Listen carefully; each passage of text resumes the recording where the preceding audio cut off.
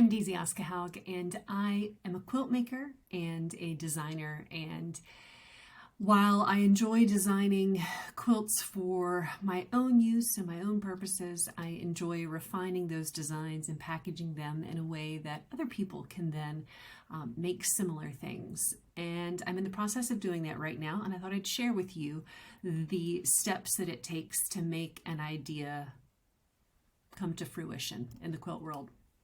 So I really enjoy quarter circle squares, and I enjoy nesting curves inside of curves and seeing what I can do with my piecing to make the curves more interesting. What you're looking at right now is an example of the mini nested curves pattern that I have put together. I have templates for sale on my website. I've been playing around with combining some of the curves in there, and you can see here I've got one version where the peach is still a single curve, but the prints that are included have a double curve, and I have another version here where I did that as well. It's a terrible picture, but I haven't gotten that one photographed professionally yet. So within those curves, I am trying to do some paper piecing. I did a guild challenge, or a modern quilt guild challenge years ago that used a particular triangle set. And then I designed a paper piecing pattern to go with that triangle set. I created some wedges, I created some diamonds, I did a lot of things with this specific triangle shape. And I have taken scraps and cut them down into this triangle shape. This is just the sort of red and pink box. I have boxes for all the other sort of rainbow colors: blue, green, yellow, orange, purple, that sort of thing. So I have lots of scraps cut down into the size, and I would like to use them inside of these curves, not just in things like the sunflower, which you see there. So using the mini nested curves template, I tried to map out a sort of fishtail shape. You can see over here in the bottom right corner, I began to overlap them, and I made a guess as to what the width of the triangle curve overlap was going to be, and I thought it would be a 1/2 inch. Then I came over here and I was more precise about it. I placed the triangle, and this is the finished shape. This is not the unfinished shape, which would have an extra 1/4 inch all the way around there.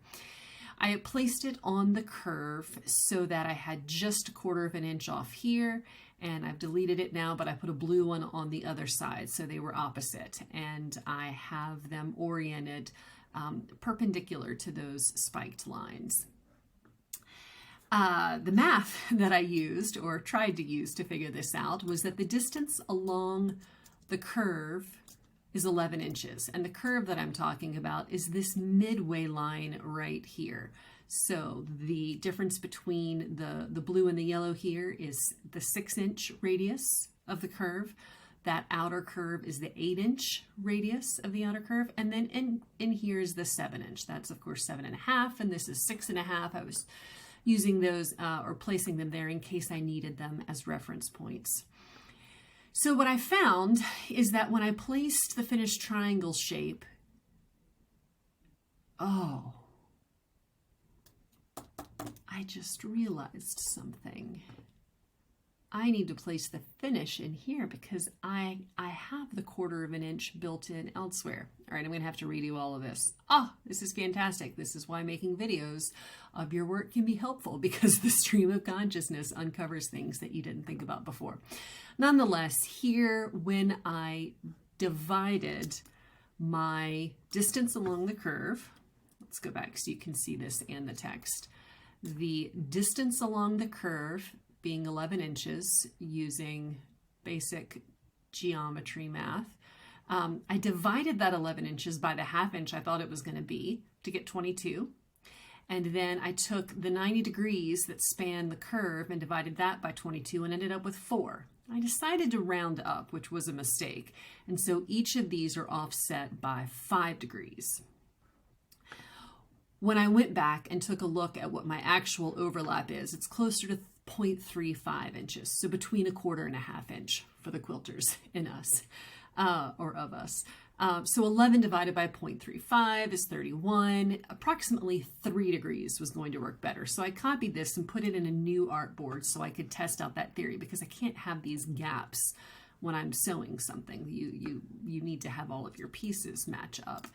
So here I did a 3-inch offset, and I love this. I find this fascinating, but the whole purpose was to utilize these pieces where I have lots and lots of them.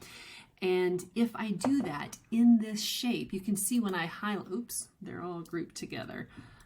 Let's ungroup them. And you can see that I'm going to be losing a huge portion. I mean, at least half of the fabric will become waste if I execute this. So in theory, I have all these leftover pieces, but the people who might be making this in the future do not have an overload of these shapes. So I shouldn't have them cut this shape. I would have them cut all of their scraps down into an approximately different shape that doesn't allow for quite so much waste. I'm still kind of thinking through this. I have a version of this right now that is a little bit more of a herringbone shape with some right angles in here instead of triangle points. But I would really like to figure out how to make these triangles be useful, be both efficient in terms of time and sewing, but also efficient in terms of lack of waste. So that is, that's what I'm working on right now in the studio. That's all.